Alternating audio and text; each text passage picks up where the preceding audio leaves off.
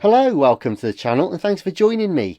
Today we're going to take a look at this stereo radio cassette player from Sanyo, and I believe it dates according to the Sanyo product catalogue from around 1990-91. Now we did feature recently the MGR72, which was from 1992, so that kind of makes sense that this one predates it by a year or so. And just like the MGR72, the MGR69 is a stereo radio cassette player. Very similar features by the looks of it. It's got the AM FM radio, you've got the stop, fast forward and play buttons, no rewind as far as I can tell. So I think it's basically just an updated aesthetic on this one. And indeed, if we look at the side of the box here, you can see FM AM radio, locking fast forward, auto stop, and a detachable belt clip. So yeah, there it is, and I've got to say this one's in particularly nice condition. The instructions, as they often were on the Sanyo units, are actually printed on the box, as you can see here. Makes sense to use that instead of having a separate leaflet inside. And then you've just got the basic retail information along with the serial number on there. And as I say, overall this really is in superb condition. Now I've not opened it yet. I don't know if it's complete or whether the headphones and various other parts are missing. I've never, obviously, because it's never been out of the box since I've had it, I don't know if it works at all, whether the radio works, whether the headphones, even if they're in there, are any good. And I just thought it'd be nice for us today to have a look at it, have a look inside, and just see if you've got one that you might want to know how to change the belt. So I think we'll take the back off and see how we get to that and do that. But basically just a quick show and tell today, so hopefully you'll enjoy it. It's not a big video today, so let's get on with it then. So the first thing we'll do is get it out of the box. Now, unlike the slightly later model, which had the slip sleeve there, this particular one has a closed box, a fully enclosed box. So we've got the lid to contend with. And I'm going to be super careful because obviously it hasn't been opened in a long time. There we go. I wasn't sure if the flaps might be sort of locked back inside, so that's okay. Right. Here we go then. Oh wow, this is looking promising. This is looking promising. Okay, so the box, as we say, is in basically pretty much mint condition, but straight away we've got the warranty, which looks like it's never been opened before. So that's in there, long since past their use by date, no doubt. And there's the protective card. And what do you know? I think this could well literally have been the first time this particular unit's ever been opened. So you get to share that little joy with me today. Fantastic.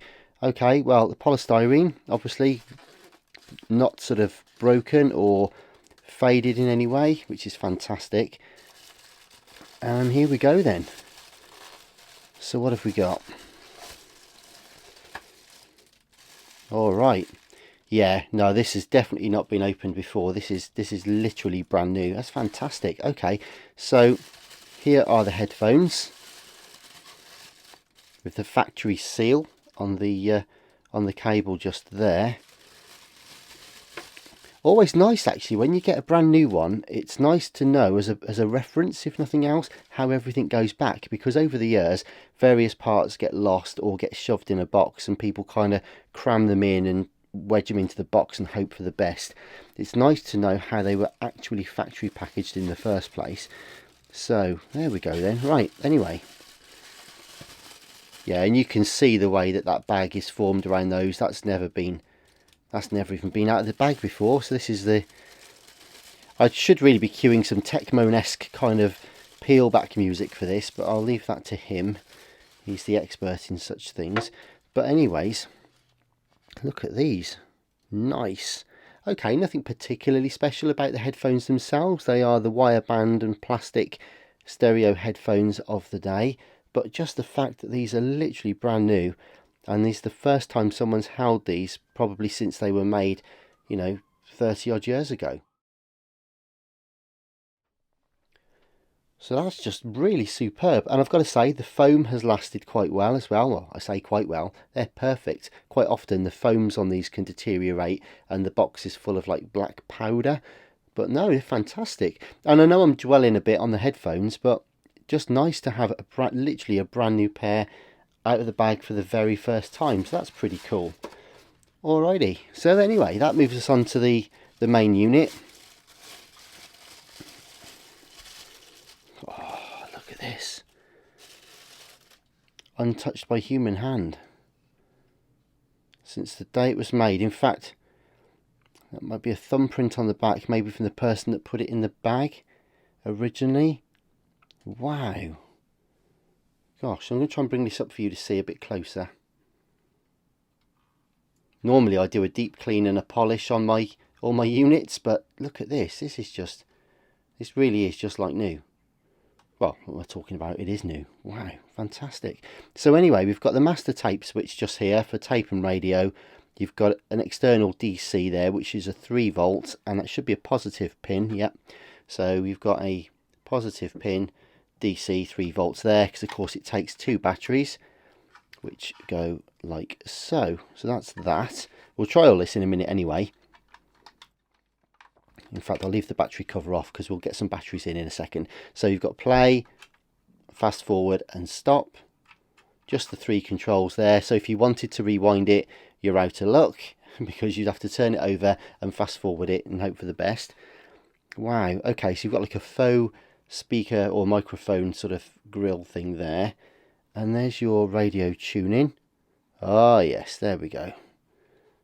That's the first time that's been used. I can't believe it. It's honestly, I mean, I bought it as new, but you know, when you buy stuff, especially off eBay and things like that, new means a lot of different things to a lot of different people. So there you go. So there's your radio band. You've got your AM, FM, FM stereo, and just like going back to even the MGR69s and things like that, you've got your little LED light there to tell you when your stereo's on. You've got a single rolling potentiometer for your volume, 1 headphone out, mini jack, and obviously there's your tuning dial across the top. So yeah, you've got the detachable belt clip on the bottom. Now on the MGR72 that we did recently, I think we have to detach the belt clip to get to another screw at the back, and it looks like there may be one just under this one as well, so we've got to do the same thing, I think. But anyways, oh wow, this is just superb. I'm over the moon with this. So I know I'm waffling on a little bit, but I'm just trying to take it all in. The little chrome detailing, the perfect windows there with no fingerprints, no marks, no scratches, no wear and tear. The viewing window for the radio is just mint. Wow, superb. All right, okay, well enough of that. Let's get some batteries, try it out, see if we can't get this thing to work. So first up then, we'll get the batteries in, and we're looking at 2 AA's. Can't believe this is amazing. First time ever been used. Wonderful. So the batteries are in, and I've got my trusty little JSX37 Sanyo speakers just here, so we'll use those just to see whether or not it works. So there's your headphone jack just there, volume to 0 for now. And we'll switch it to radio.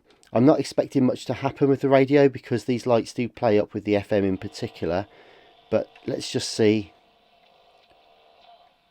Yeah, that's working fine.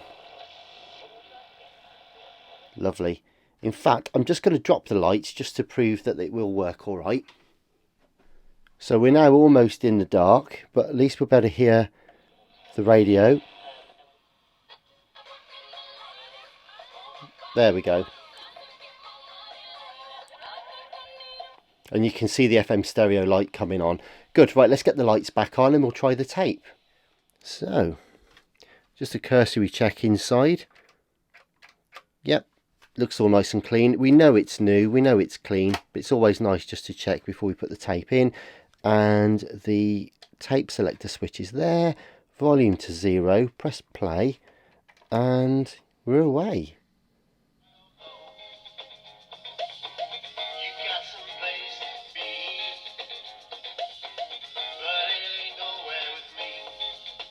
Nice. So fast forward. Yep. Lovely.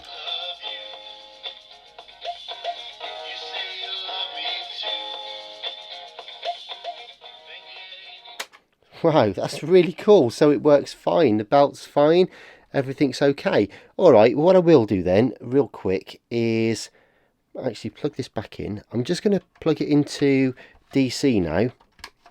So we'll get the batteries off just to prove it's not them, as it were. And it was 3-volt positive tip and a very small little DC jack. So I'll just get one of my trusty little ones out. Incidentally, I did a video on this particular multi-voltage adapter a little while ago, so if you haven't seen that already, do please check that one out. I'll leave a link in the description for that one. Right, I think that's the right one. And we want a positive tip, and it's set to 3 volts. So hopefully it might not be the right one, actually. Oh yeah.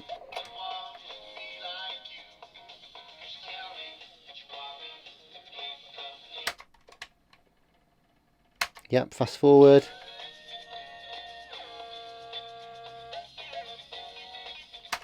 Good stuff.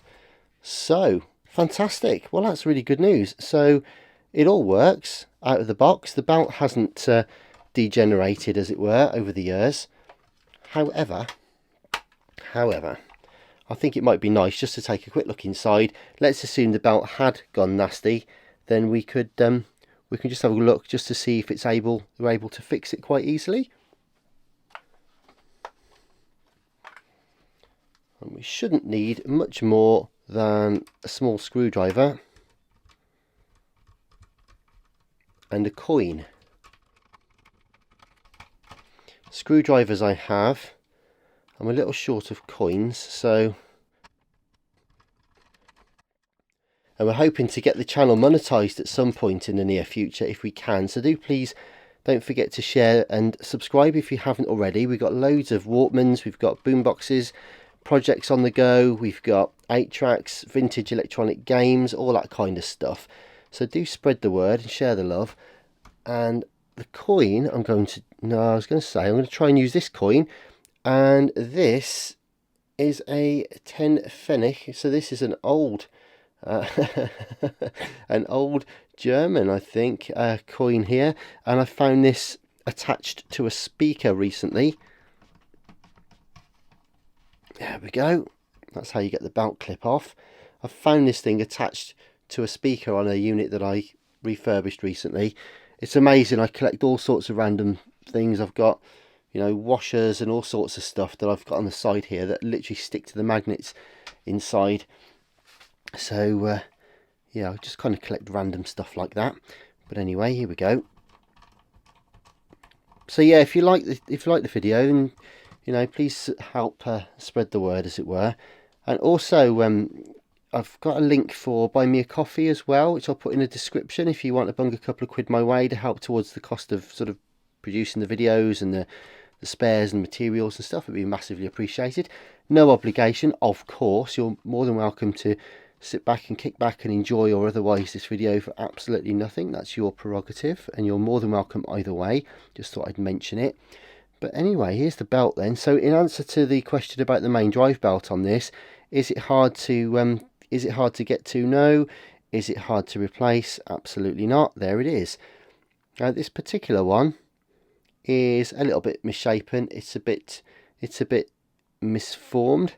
So I'm going to see if I can find one that is actually slightly better than that, and we'll try that. If not, we'll put this one back on. It's the original one. It's still in usable condition, and I shan't be using this as a daily, that's for sure. This is just one for the collection really, and I wanted to share it with you guys on how to change the belt and stuff. But I'm going to see if I can find a slightly better one anyway, and we'll get that on and try it out. Okay, well I think I've found a belt to replace that one with, which is pretty cool. It's looking like it's a 50mm belt. Now the original, to be honest, is closer to probably a 0.8, but the closest I've got is a 1mm. But I don't think it fouls anything. So let's just plug it in and see if indeed it works.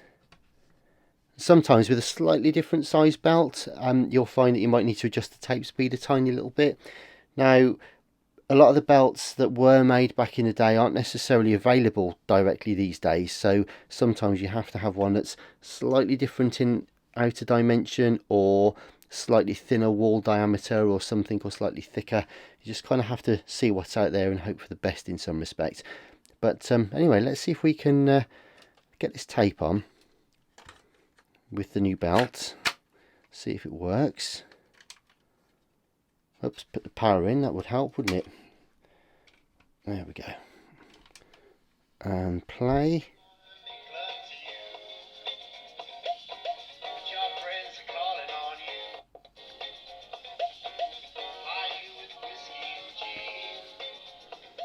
Good. Okay, well that's pretty much there.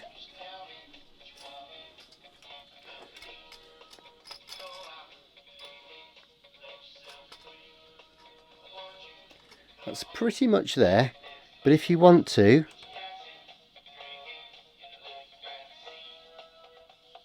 you can actually just adjust it really easily there, the little potentiometer, and that will allow you to actually just adjust the speed on the fly.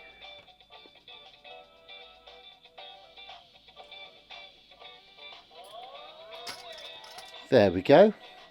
Happy days. Perfect. So it's fast forwarding okay, it's playing okay, it's not fouling the board. You'd be amazed how close it is to the board, this one, but yeah, it's okay actually. So that old deformed one, even though it was working, we can get rid of that now. I may even just keep it for posterity along with the unit, given that everything else is brand new on here. So all that remains is to unplug the speakers, get it back together, give it a quick dust over, and probably get it back in the bag, if I'm honest.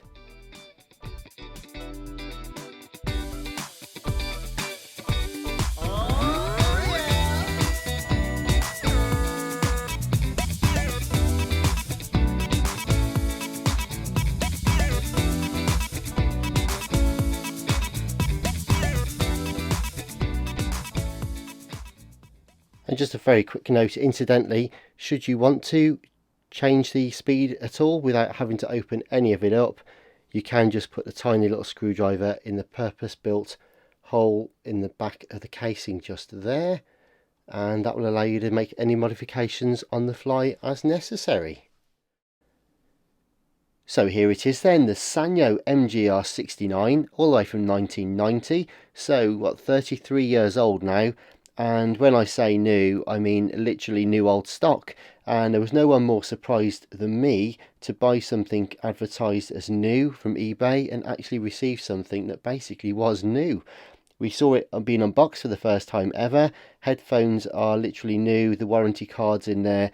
The unit is just untouched by human hand prior to arrival here. So that's fantastic, apart from, of course, the people that made the unit in the first place. So if you're still around, then hello guys, and here's one of your units. If you have fond memories of this particular one, then perhaps, you know, let me know in the comments if you had one or not. But basically it worked. I mean, it didn't even need new belts or anything really. Yes, the original one had seen slightly better days, if I'm honest, and I would ordinarily, if I was keeping this to use properly, or certainly if I was selling it on, it would have had a brand new belt anyway. But I was going to keep the original one. But it turned out I did have one to hand that was the right size, so I've put that on anyway. And also there's less chance of that one degrading over the years, whereas this particular original one could have only been a couple of years from sort of turning to tar or something like that. So that saved that from happening to us. Anyway, yeah, the belt change on this was super easy. So it's all done. There was nothing else to do, to be honest. It was more of a show and tell today. So let's just play it and check it works.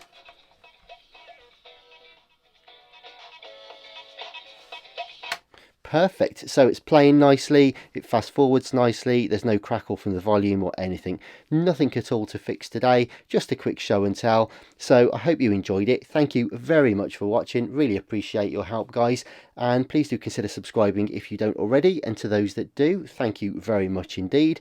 And in the meantime, I'll be back soon, but stay safe and I'll see you then. Take care. Bye bye.